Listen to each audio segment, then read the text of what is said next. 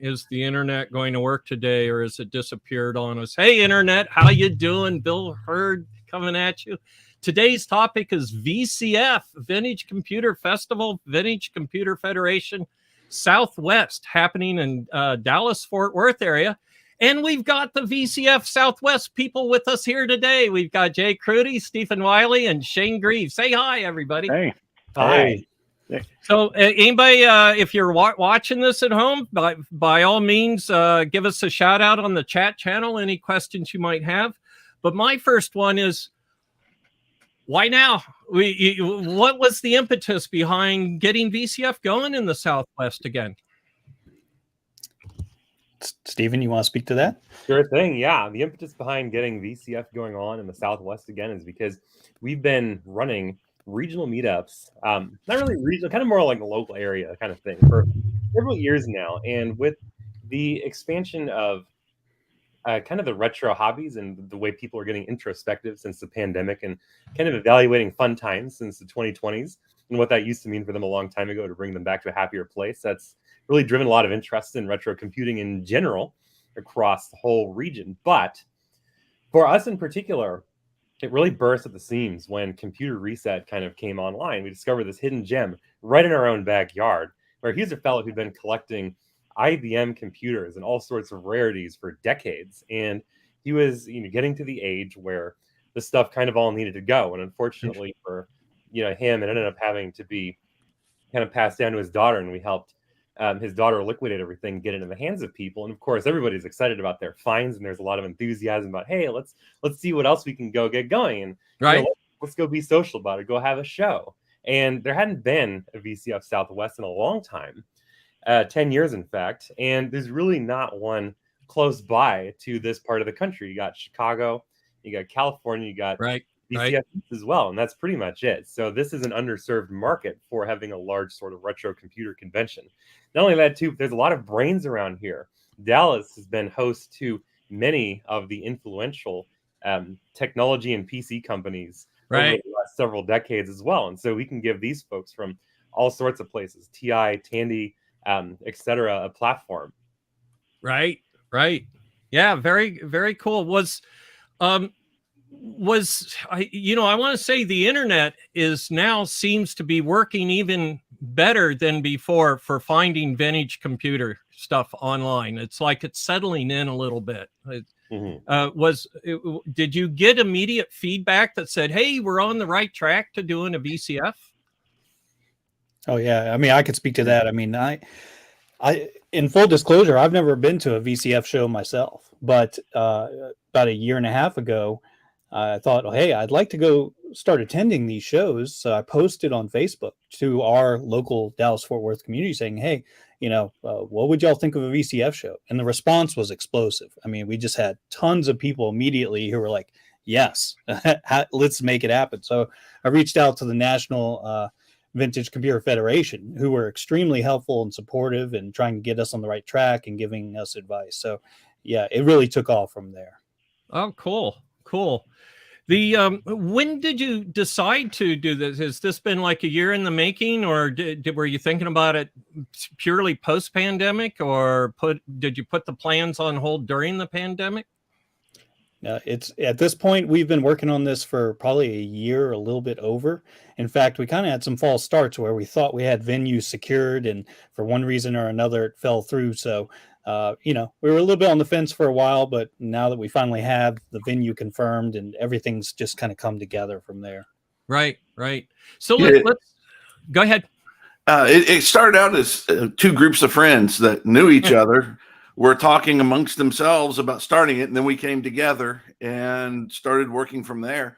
We found our first sponsor in the National Video Game Museum, which helped us to really just get it launched. Right.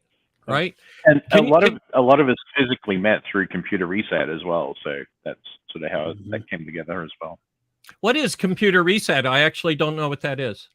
That is a store that started out way years ago. So Richard Byron, the founder, started out as an attorney, and he was working on computers on the side. and putting computers together to sell, doing things on consignment, and working through one of the local flea markets, the Vicon Flea Market over on the Dallas-Garland border area.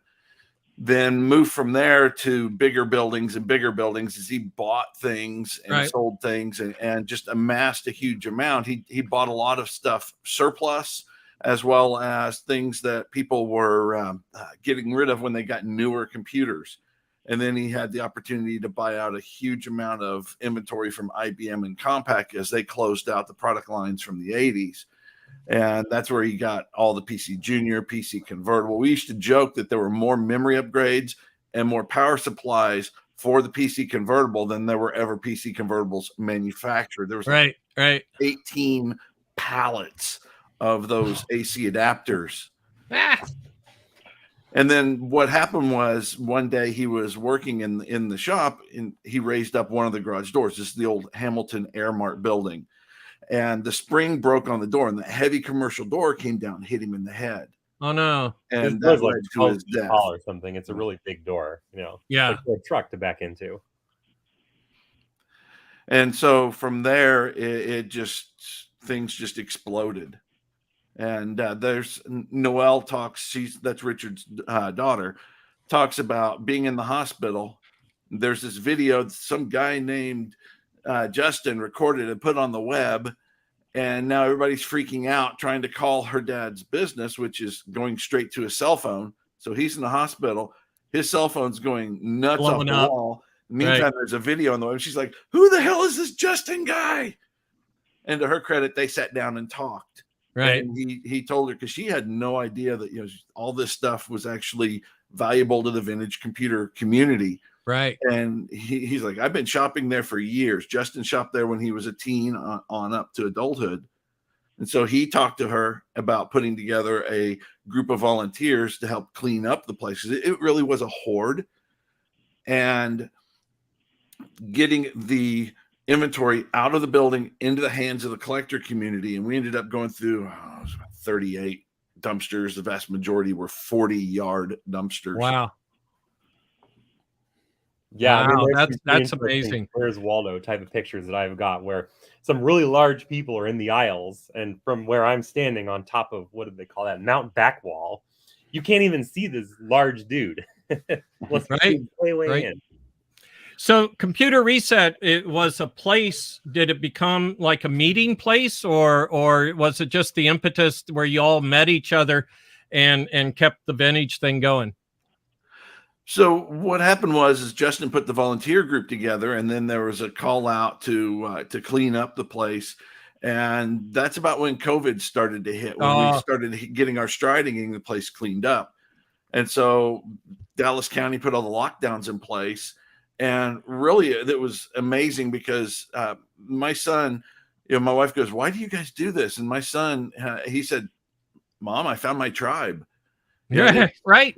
A group of us friends got together, and that helped us through COVID lockdowns, the sanity, keep our sanity, having a place to go where we could eat together and be 6 foot separated and work on a common task that, doing stuff we all love to do, to dig through this massive collection and uncover treasures.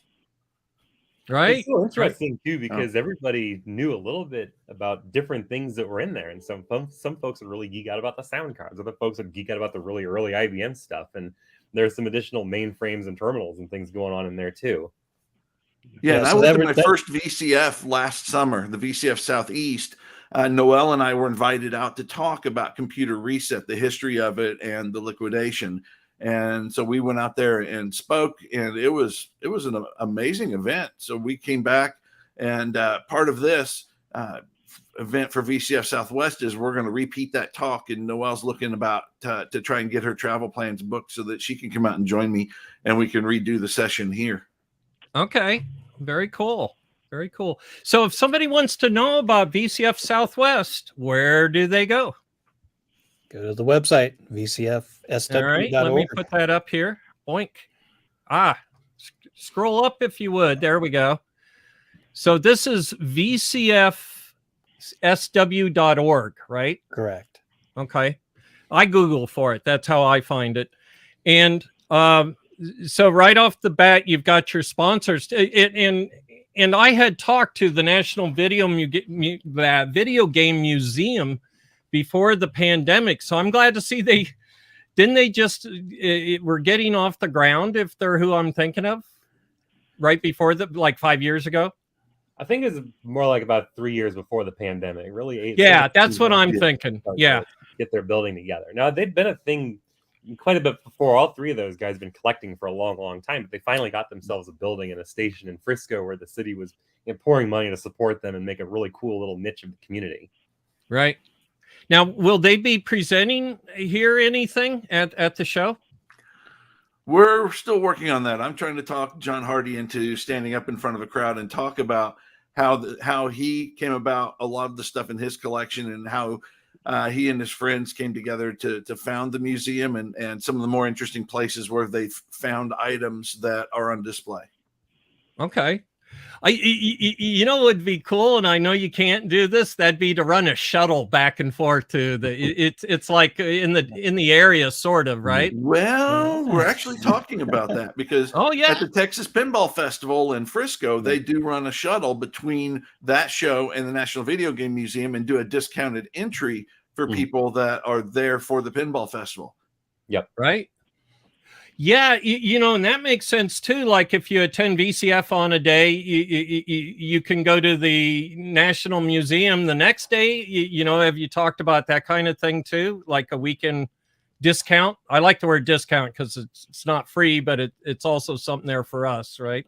Yeah, that's something we're working with our two media experts on to try and line up some other venues that we could do that with. There's different zoos and museums all throughout Dallas-Fort Worth, including the infamous Sixth Floor Museum. But we just have to reach out to them and see if there's any specials that we could offer. Okay. So one of the people go ahead. I was going to say, National Video Game Museum is really just a big part of our community too. So in addition to our local meetups that we have, we also have specific Atari and Commodore meetups that the MVM hosts for us. And they're pretty interesting groups as well too. So it's a big focus of the retro community around here and a great asset. Yeah, and I should also mention too, I mean, look, this event really would not have come together without their support. I mean, even getting our venue, locked in place and, a lot of the initial legwork, without the leadership that John Hardy and the National Video Game Museum showed, we would not be where we're at today. So big shout out of thanks to those guys. Wow. Excellent. How do we find them on the internet? I assume they can click from your page to their page first off. Correct. So excellent. Well, I've been talking to Jerry Ellsworth to see if she can make the show. And one of the things I'm dangling is running over to the museum because she's a big arcade person. So anyone who attends our VCF show should definitely go check it out. I mean, even if you're more into the game side of things rather than the vintage hardware, National Video Game Museum's a treasure. I mean, you should definitely check it out regardless. Right. Excellent. Even if it's the next day. Right. So very cool. So who else do you have as sponsors here? So we've got some people that are well known. RetroTech Chris, of course, has a really good YouTube following. ArcadeComponents.com. That's Raymond here on our video chat today. Nibbles and Bites is another local YouTuber, June. We have Action Retro. He's also become a sponsor just recently. And we have various groups as well who are part of the whole mix, either through in-kind support or financial donations, that kind of thing. Right. Our local Dallas Makerspace is going to be doing make and takes, so that if spouses and kids come in and they're a bit bored with the computer pieces, they can go down and do crafts and things with the folks from Makerspace in the lab. Yeah. I've dragged is probably the operable word.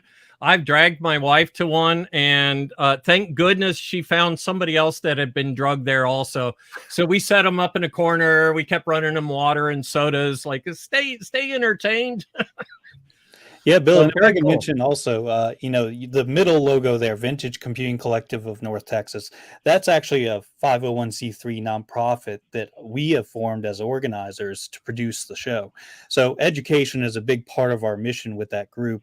So, we're trying to offer educational labs on, building terminal boards, building simple computer projects. So we really want people to not just be able to geek out over the vintage hardware, but to actually learn how to build a computer and walk out of our event with, something tangible in hand that they can experiment with and learn further. So Raymond, for instance, is designing a simple computer board. I think it's based around the Intel 8031. Is that right? Yes. Yeah. So education's a big part of it. We're also engaging with UT Dallas. We're going to have college students there, both as attendees and volunteers, as well as the high school and, secondary education market as well. So education's going to be a big theme throughout this show. Good, excellent. And so, did I hear you right? You're actually going to have kits that you can make on site then? That's right. Yes, there's going to be 2 different kits so far that we've got planned. One's the 8031 computer, and we've got it set up where it's going to have 2 buses on it, one for the extra I/O pins and one for expanding. And one of the things I want to have set up before the show is at least a schematic available for upgrading. There's a project where Camel 4th was put onto the 8031. A schematic for the shared RAM and the ROM access for that. And Right. then we have the pocket terminal. Vince Briel is going to be at the show running a lab for assembling that as well. I haven't seen anybody use the 8031/8051 in a kit like you're talking. I see 6502s and whatnot, but the 8051 was a real important chip in the migration, in the whole evolution of microcontrollers. At one time, probably every soda machine you saw had an 8051 in or 8031. And that How'd you pick technology that? went into cars and all kinds of other embedded objects. It was the go-to chip if you said, I want with minimal, if you're agnostic as to what code you run and you wanted a minimal ROM RAM processor, I reached for the 51. It was just one of those things. So that's very cool. So the kits will be available on site then, I'm assuming. Yes, I'll have them at my booth at the show, and then we'll have a session where folks can come in and build them. It'll be a proctored lab. If they need to learn to solder, I can happily teach them how to solder properly and can help them with troubleshooting their kits. Now, is this all on the floor, or is this in in a room off to the side? And we'll talk about the floor layout here, but I'm trying to picture this. Yeah, it's in a separate classroom, but still within the same building. Okay. So we're going to have a dedicated lab. They have their own little area where you all can talk and everything. Yes, So- we'll have a dedicated lab classroom that is set up for not only the kit building, but we may even have late night LAN party kind of thing in there as well. And we have 2 separate rooms also within the same building where presentations and seminars will happen. Now will the maker space be operating all 3 days? That we're still working out. So it's just a matter of their volunteer staff. Right. Is hang on a second. Yeah, I'm going to have to skip that. So let's talk about the dates. We've actually haven't done that yet. What are the dates that you're going to be at the show? January we go. 3rd to the 25th. Yeah. So how'd you decide on 3 days? Well, I mean, it seemed to me that was a pretty standard arrangement for most of the shows. Now, because of the nature of the venue, it's on a college campus. We actually don't really have set up time before those 3 days or tear down time after. So, a little bit of time is carved out on the Friday for vendors and exhibitors to set up. And then likewise on Sunday, the show will end a little early for load out. But we still feel like we can cram a lot of useful stuff into that time period. Yeah, the idea was to have the setup before Saturday morning, and to do that, we had to reserve the building for the whole day Friday. So we thought, well, let's just kick it off Friday night and have some nice talks, and we can show off some of the stuff that's available for auction. Just have some fun before the show gets really hot and heavy Saturday morning. Right. So that makes sense. I mean, it sounds like a general purpose day. You killed a couple birds with one stone. But I have to say, Friday is one of my favorite days for VCFs. because the exhibitors don't have to be glued to their exhibits. And so there's a lot of interaction that go on. So in VCF East, we didn't always have Fridays, and we started it again so exhibitors could interact with each other, and then I would put on some kind of class or something, and it grew into a 3-day thing over the, and we just broke all records out east. So I'm sure you're going to do pretty good on Friday as well. It's yeah. So how do people find, let's talk about how they find you and the address and everything to get there physically.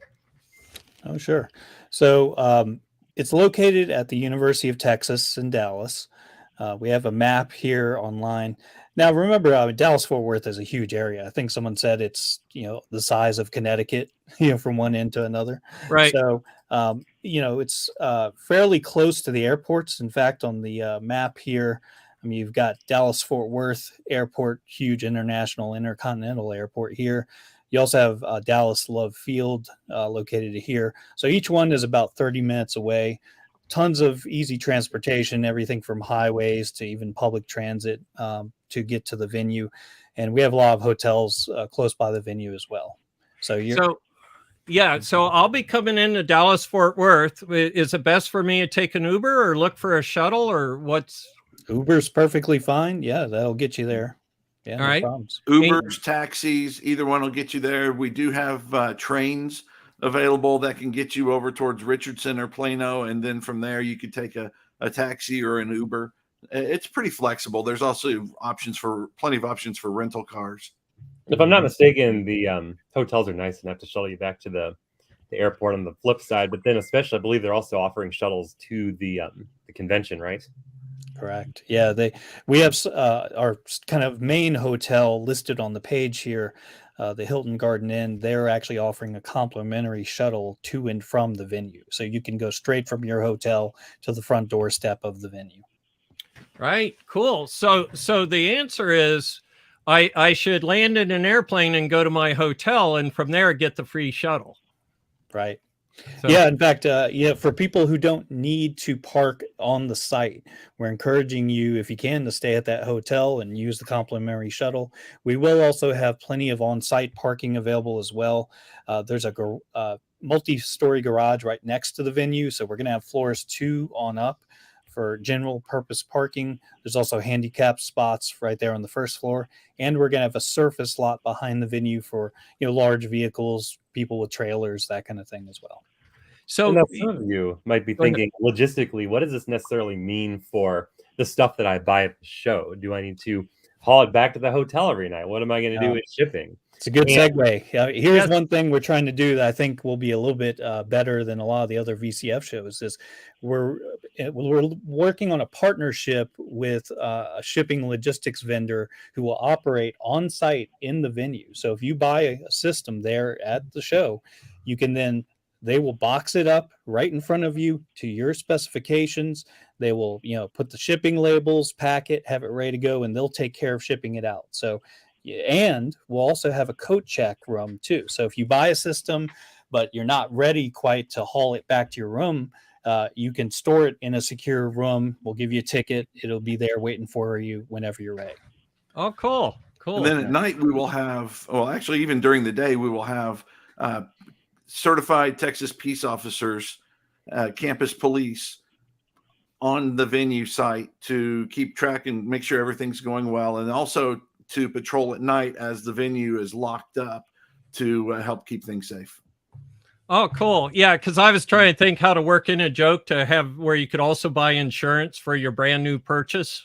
But it sounds like you've obsoleted the need for insurance. So well done. That's without shipping insurance. That's the only thing you got to worry about, I think. Right. To your front door. And we talked before that there will be signs there because this is a campus environment that you do a little bit of walking from time to time, right? Correct. Yeah. In fact, our kind of signature panel that you'll be moderating, the streamer panel here, is actually going to be located in a building across the street from the venue. So right here, we can see the venue in the middle. That's the Davidson Gundy Alumni Center. The Davidson Auditorium right down here will be the venue for many of our signature panels. So the streamer panel will be one of those. We're also going to have the Tandy definitive panel, where we've got some guests from Tandy Computer, and including some people who were there throughout their entire run and you haven't heard from before. So most of those signature events will be in this Davidson Auditorium down here. Cool. Cool. I do recommend to people, if you attend, to go looking for the speakers room. So sometimes you see all the cool hardware around you and everything, and you get lost and you don't realize there's more out there too. And yeah, and we'll leave the doors open. You can come in during the talk, or at least our talk. I think we're doing that. Where you're not interrupting anything to sneak in the back, right? So you can just get in. Yeah, luckily you can get into the main theater room pretty easily without disturbing anything. And we will have plenty of signage. And in fact, I timed it. It's exactly a 2-minute walk from the venue to that theater room. So I mean, it's a lecture hall, right? It's designed for kids coming in a few minutes late. Yeah, no problems, right? Very cool. Hey, well, let's talk about the round table. So what we're doing is we're going to have a cast of webcasters on Saturday at what time we said? 1 o'clock? It's at noon. Noon to 2. Correct. So it's a 2-hour event. And who all do we have? We have June from Nibbles and Bites. We have David from 8-Bit Guy. Who else? We've also got, of course, you moderating. Curious Mark, Sean, Action Retro. David, Usagi Electric, and David Beam, IBM Museum as well. And we may have some other special guests that we're still trying to get confirmed. Right. And what we did at East is we had more people than fit on stage. So we also interacted and talked with the people in the audience. And I like to do that a lot. So I'm hoping that we continue to do that. And just, this is your chance to ask somebody that you see on the tube questions. And we had, for the 5 people that were on stage, 20% of the people in the room were there to see him. Right. So between all of it, it's like we doubled the number of people in the room. It was very cool. Yeah. And we're doing as people... a show. Go ahead, Shane. That was just mentioned in the comments. We're actually missing a big one, Curious Mark. So. Yes, we forgot to mention Curious Mark, who is making, and Mark is going I hope he brings his Globus. I'm very interested in that. Yeah, I was going to say, it sounded like he was going to try and fly. I don't know if he's flying or driving, but he was going to bring something with him. Yeah, he's also offered to do a presentation as well. So we should be hearing from him in quite a few different venues. Okay, here's a great question. I'll put it up on the screen here for us. Will you be streaming it? Well, I'm handling the AV for the event. I'll be quite honest that my preference is to not stream it, only because I know sometimes people get upset when you have, bandwidth challenges, things like that. I mean, we are, of course, going to videotape everything, but, I'm not too fond of streaming only because I don't want to disappoint anyone. So in a perfect world, we would stream. In a perfect internet world, we would stream. Right. I mean, and we have not yet run some bandwidth tests to see even if it's feasible. I mean, the university, of course, thinks they have a great amount of bandwidth available, but as we know, you get 2,000 people in a room and stuff starts going haywire. So at the very least, we will have nice polished videos available on the YouTube channel afterwards. And I guess I could say it's to be determined if there will be a live stream. Okay, fair enough. I, for one, I'll vote for the live streaming, even if it goes to pot on you the first year, because the second year it'll be better, And out east, we got burnt real bad. We lost our throughput, and all the things you just said are bad about it did happen. Everybody was disappointed. But next year, we're talking about bringing our own hotspots and stuff. So, it's kind of a progression. Yeah. And, a little bit of it is just worry on our part. Since this is our first year back, we kind of want to not leave too much to chance here. Right. Focus on the... Yeah, and like I said, we will have high quality videos available no matter what. But you're right. I mean, I don't want to, ruin anyone's day because the bandwidth at the university is not good enough. So Right. So we'll see. Yeah, we were real worried, actually, a little before the pandemic, that we didn't want to dilute down the number of people that attend. Right? They go, "Oh, I'll just watch it on the tube." I have talked to a lot of people, and I haven't run into anybody that said, "Yeah, I decided to stay home because you live streamed it." If they can make the show, they'll make the Yeah, show. we'll go, right? And people in the UK can't make the show, so they get to still be part of it and still part of that energy, Sure. that community. Sure. So let me check get Fran to make the recording. Somebody's saying. So you guys got IBM Museum. Tell me about him. I actually haven't seen his stuff, but I'm going to be. That's David Beam. He's out of New Mexico. He's been to Computer Reset multiple times and helped us to identify stuff there that we had no idea what it was. He also helped us with identifying the hardware underneath the IBM executive workstations that were found at Computer Reset. He's got extensive knowledge about the PS2 product line on up into the IBM mid-range systems. Cool. Yeah, I mean, definitely he's a go-to guy for anything MCA, the microchannel architecture, any PS2 kind of stuff. He just knows it like the back of his hand. It's very impressive.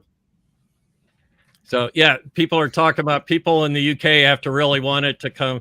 And we've got a question. Anybody here work at Commodore? They forgot this is Texas, right?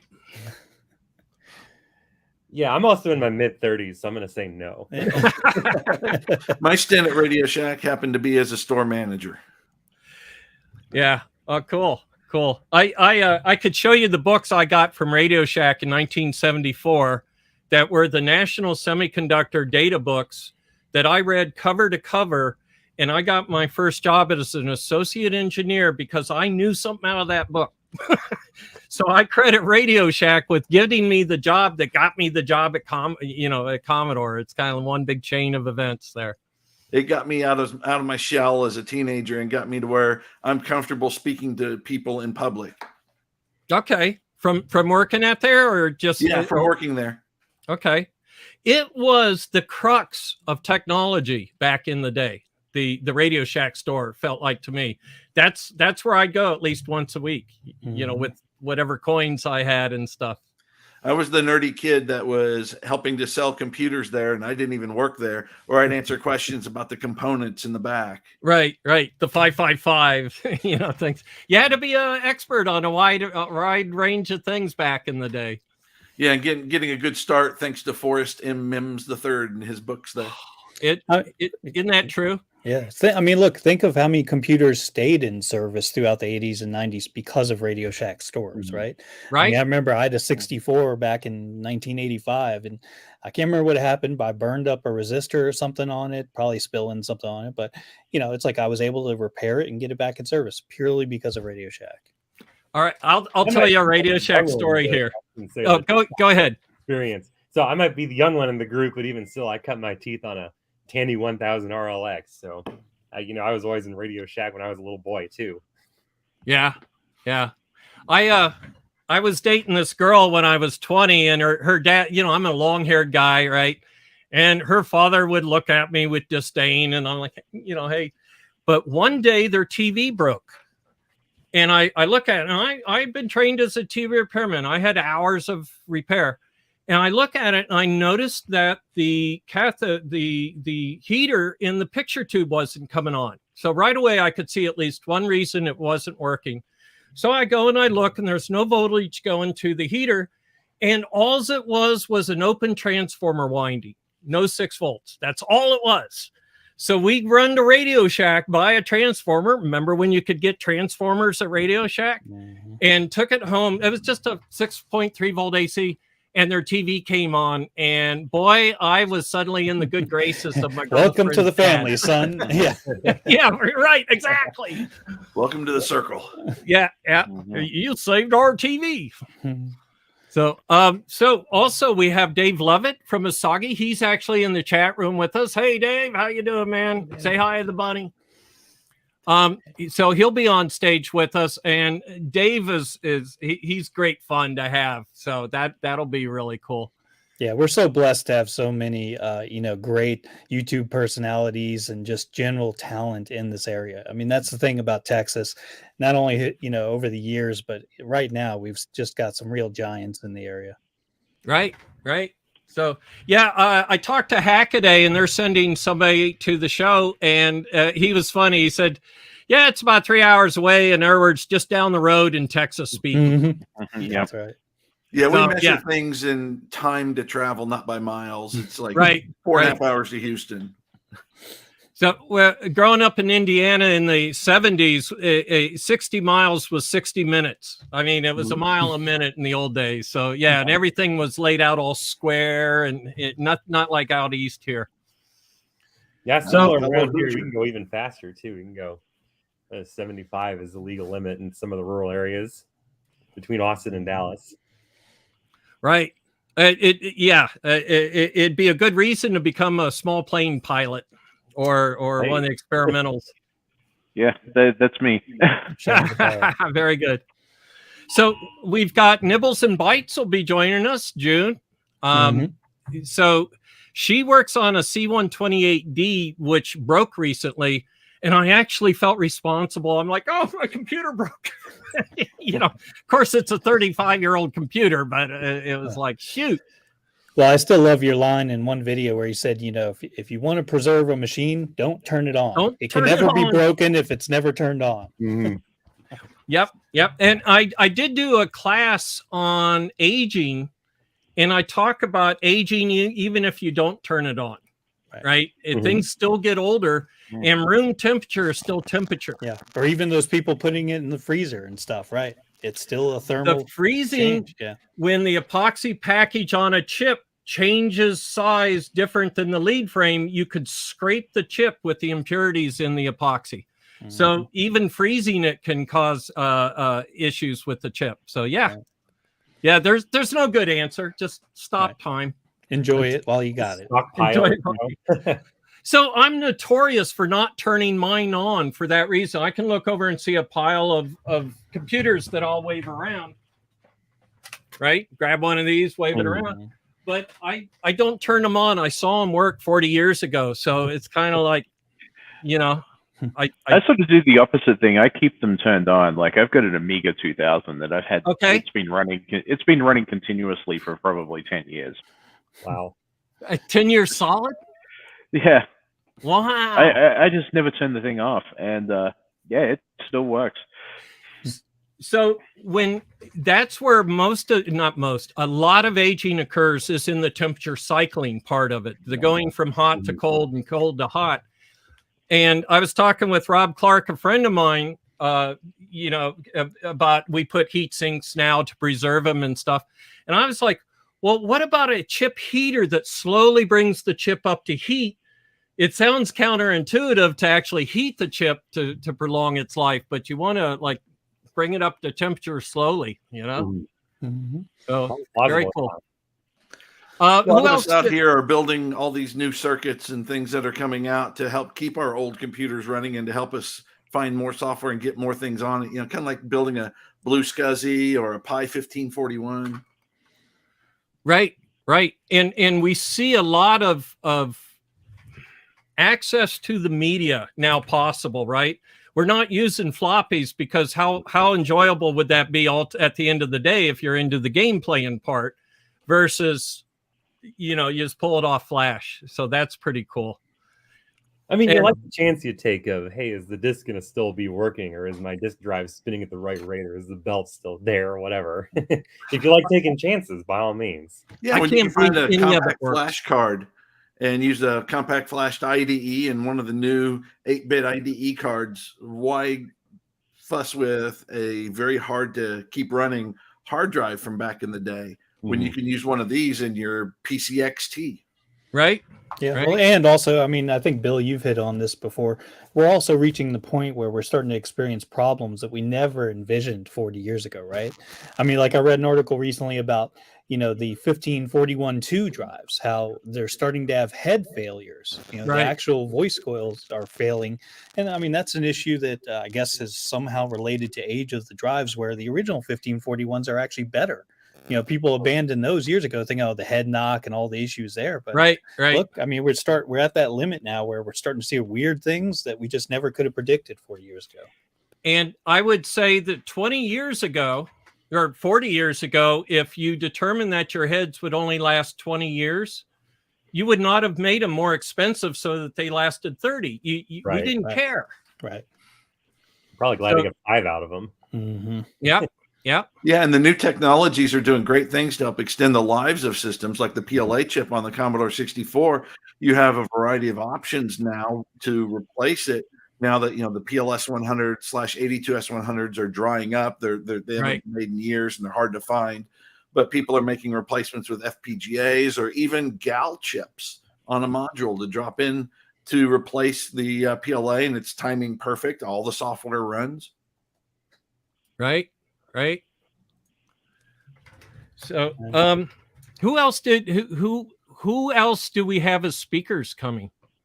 We have David Murray. Oh, David Murray's going to be on stage, 8-bit guy, and he's also an exhibitor. I said speaker, but I meant speakers or exhibitors. Well, he's going to be both. David's also going to be him and Kevin Williams together, I believe, are doing a panel on the Commander X16 project on Sunday. Kevin Williams is Tech Select for those people that don't connect the names.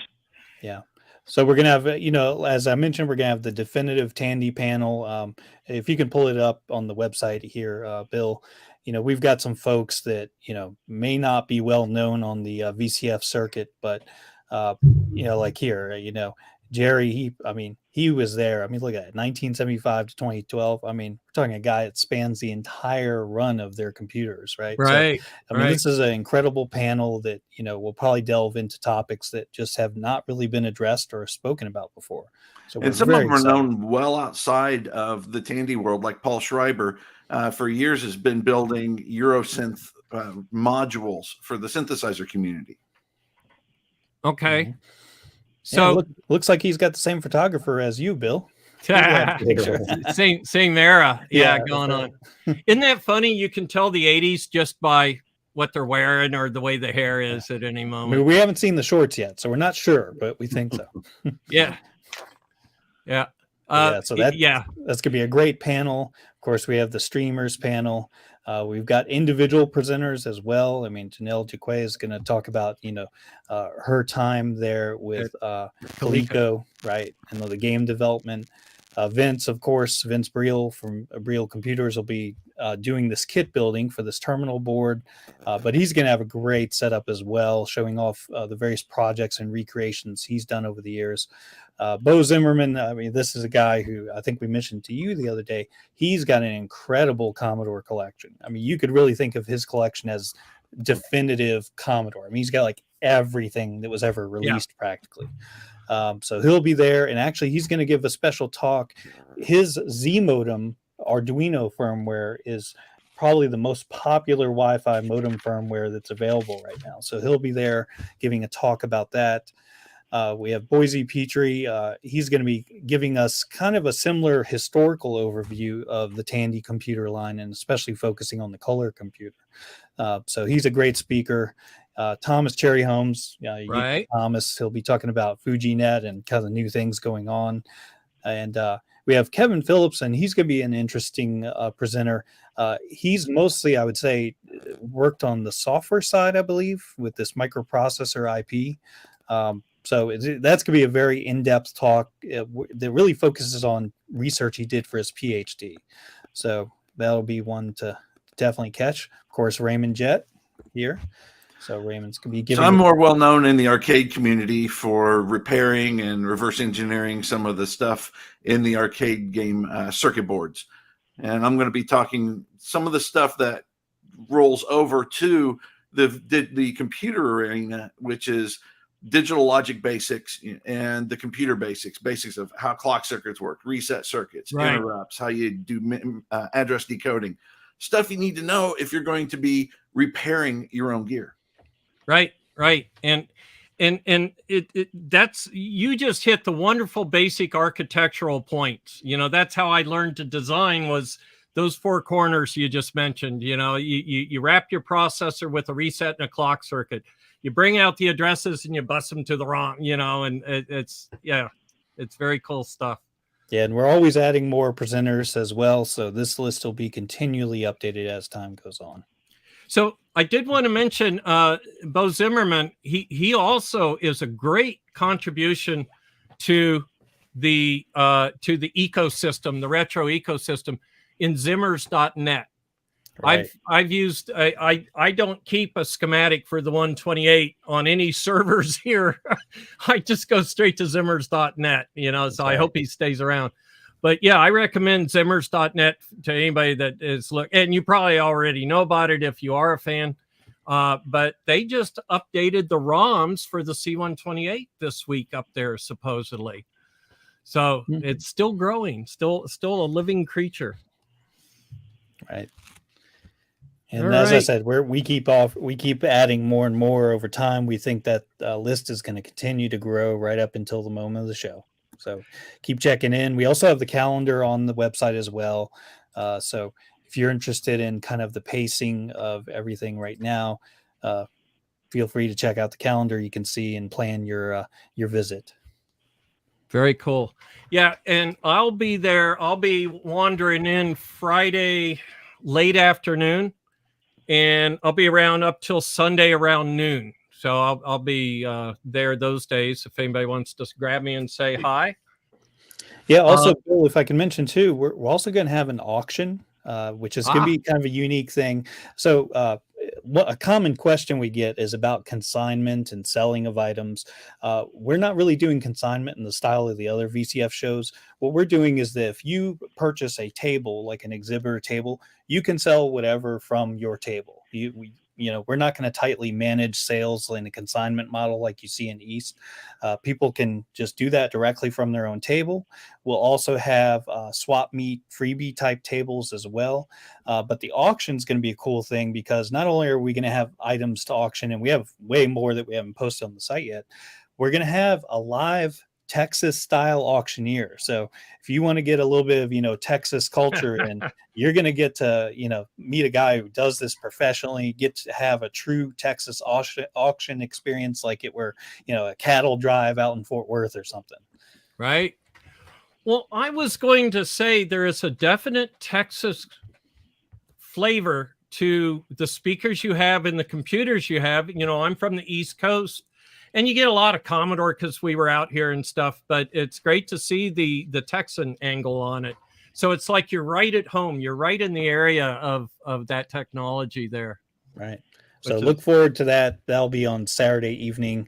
I think 7:30 is the time, but yeah, we're in the main hall. One real interesting item that came from Usagi Electric that is an Osborne computer that's in the box. And in the box, it came with the paperwork from when it was ordered from the factory, and they ordered 10, and it's got a cross out of the 10, and it says 5, and it says serial number range from, and it lists the serial numbers. So we're going to put that in a little frame and have that in the box with it as it goes up for auction. Oh, wow. Very cool. Very cool. Yeah, and the proceeds from the auction not only will fund potential future shows, but we're also hoping to establish scholarships. That's one of our missions with our nonprofit. So we're hoping we can establish a scholarship for local students, and hopefully move some people into interest in the computer science and electrical engineering worlds. That sounds really cool. Is there more you can say on that? When would you expect that to? And are you partnered with anybody? Well, I think we'll know more right after the show is over. Okay. A lot of it will depend on how much money is raised, but that is one of our goals here. We take education seriously, and we want to pay it forward to future generations. Right. Yep. Well, and that's kind of what the show's all about these days my fear is that the people that these computers they used when they were young, those people are getting old now. And so that nostalgia could die with them if younger people don't pick up on it. Right. Well, this is a beautiful thing that came out of Computer Reset too, was so many people bringing their kids down to dig through and helping their kids to come up with their own collection. We even had one mother drive her son down from Oregon to come down, and he was 12 or 14. He came down and picked up some items, and he said, I only have this much money. And I looked at his pile and I said, well, keep adding, because you got a ways to go still before you spend all your money. Right. Yeah. Right. This is an important topic that came up when we were talking to UTD about being, the event host for the show. A lot of people might ask, well, what does vintage computing have to offer computer science or electrical engineering today? And the way I would respond, think of your cell phone, right? It's a black box today, right? Right. The fundamental concepts have not changed much, but, with vintage computers, people can get their hands dirty. If they want to learn on them. Exactly. Yes. So even today, it doesn't matter if you're an elementary school or a college student about to enter the workforce, vintage computers and these types of systems allow you to get your hands dirty, figure out how it works, and give you a leg up when you do enter the professional world. Yeah, and for those people who are interested in the making aspect of it, there's people that want to learn how the stuff works. That's great. But if you really want to get your hands dirty and actually make yourself an ISO card, it's way less of a barrier to do that than it is to go make a PCI Express card where you got to go get the membership in the PCI form and spend thousands of dollars for the documentation and the standard. Yeah. Right. Yep. And just for people that want to, as you say, see and touch the electronics, it's through hole. A lot of times socketed. You can get to the parts, get to the pins. These days, an oscilloscope when I was young was a year's salary. And now you can get something off of Amazon.com that'll get you going. Yeah, look at the reviews Adrian's done for scopes. They're $50 and are just killer. They're awesome today in the functionality. Yeah, the barrier of entry is so low. To get into embedded is a lot easier because the tool chains are a lot more open. The programmers are a lot more open. 20 years ago when I was in high school, it's like, okay, where do I even start with this stuff? You need to go find a professional lab. And nowadays, just anybody can do it from their home, and it's super That's cool. right. And you can pick up a simple logic analyzer off of Amazon for less than $20 for 8 inputs. Yeah. You see the lab behind me, that it's thanks to eBay. Back when I was a fully active hardware engineer, I had to go work at a place with a lab. I couldn't even afford a scope, let alone all the equipment you need. So I needed like $40,000 worth of 1980 dollars just before I could do anything in a lab. And now thanks to eBay, and the overseas manufacturing. Well, one thing that's interesting about the pedagogical aspect is that as the decades go along, more and more complexity gets added onto computers. And so it almost seems like for every decade, perhaps an undergraduate in computer engineering should be added to another year to it, just so you can catch up and understand kind of what's going on in the modern era. When I was going through school, basically my undergrad was devoted to things that happened in the 70s, 80s, and early 90s. And it wasn't until my master's that I got a taste of what's going on in the nowadays. And I can only imagine that getting worse as the decades go on, unless we totally reinvent computers and all this. Like the modern or the future stuff has no lineage or no connection to this old stuff, then it's still going to be relevant. We still got to study it. Yeah. Mm-hmm. What I see that I did not see 10 years ago is the level of repair average people are willing to do. You see people go, yeah, well, recap it. We we didn't talk about that before they needed to be recapped, but you wouldn't think of doing that yourself 15 years ago, 10 years ago. I would say, maybe I don't know, but you probably do a board swap, to be honest. Yeah. Say again? You probably just do a board swap. Oh yeah. Why would I slow down to once you know what's wrong? Yeah, well, you can lay a lot of that at the feet of places like YouTube too. I don't know the first thing about SMD capacitor repair, but I can get on YouTube and in a matter of an hour, I've got a basic overview on what needs to be done. So the knowledge is democratized. Yep. Yeah, I have a video up on Hackaday on how to do SMD repair. So There you go. Everything you need's in the palm of your hand. It's the whole encyclopedia and tutorials and everything you ever need to learn to do your own repairs. And then you can go out and go to places on the web where you can just order a kit of parts that you need to do the work. You don't even have to go out and research and order the parts yourself. Yep. Searching Right. for the exact parts in a bomb can be a big drag. You can find the exact capacitor model you need, 16 digits or whatever. Just swap out your phone for that Metcal Talon, go to town on your SMD work, call it a day. Yeah. And with things like Discord, there's a support community, a live support community. You can get answers, not like the old days of forums where you post and 3 days later you get something. You can get answers right away. Usually too, or something. Yeah. So speaking of Discord, got to do a self-plug here. Catch us at Coriolis-effect.com. There's an invite to our Discord server on there, and we talk all kinds of things. Vintage, we talk a lot about signal integrity and high-speed propagation as well. So a whole gamut of things we talk about there. So what would you, in as we get near closing here, what would you say about the event itself? Like, I think of it's a great family outing, but what else, Students are free. So when you have a kid that's under 18, their entry is free with an adult ticket. Wow. Bring them in, let them learn, let them get hands-on. We're happy to teach your teenager how to solder together a kit. We saw a lot of people towing their parents around at East, so it's great when we see the families out there, and after the pandemic, it's coming back gangbusters. So excellent. I'm expecting a good show, and I want to tell anybody that's watching this, if you can make VCF Southwest, that date again, June 23rd, 4th, and 5th, right? Right. Yep. And the website's VCFSW.org. Correct. So cool. Well, I'll have to catch out the auction. That'll be. Oh, final question. So after the show, I'm assuming you all got some good places to catch some barbecue or something. Barbecue, fajitas, whatever your favorite flavor is. We actually are going to have a list of some of our favorite restaurants and some of our favorite things to do around the Metroplex for people who want to do something outside of the show. Very good. And that is always. Go ahead, Stephen. Oh, the list has been curated from all the computer reset visitors too. So we've been adding on to it for years and years. Yeah, we're going to publish an entire attractions and an events guide for visitors, so you can. Yeah, I mean, we might as well just partner with Dallas Chamber of Commerce.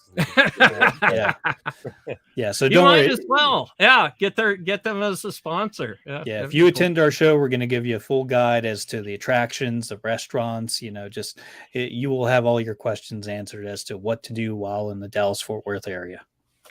Well, very cool, because that's how I've been luring some of the people there, is going, and we're going out that night, and because that's part of the fun for me of a VCF, are those conversations you get into, like in a hotel lounge area or at a restaurant, where you sit next to the guy that did the Commodore 64 or something and learn how it really got made. It's a cool opportunity. Yeah, definitely see if you can get Jerry to come, though. I want to see her really mop the floor with Stephen and Raymond when it comes to arcade playing. Oh my God! Oh, she's an animal. So I actually have Jerry Ellsworth's Cast AR prototype from like 2014. Never got rid of it. So that's a piece that we can bond over, I'm sure. You should get her to sign it. That'd be cool. Yeah. Jerry does this thing with the pinball machine that Dave and I from Asagi just watched, and went, what is she? She would lift a leg and kick and slide the whole machine and never tilt it. And so the small person is moving this whole machine, and and not tilting. We're going out of our league here. It sounds like she's got a future in moving them, I think. Yes. So excellent. Well, hey, I want to thank everybody for joining us today, and thank you for watching. If you're watching us, check out VCFSW. I'm planning on having fun, and if you come, I'm sure you will too. So June 23rd, 24th, 25th. And again, I want to thank you guys for joining me here today. Thank you, Bill. Thank you for having me. Thank you. Take care, everybody.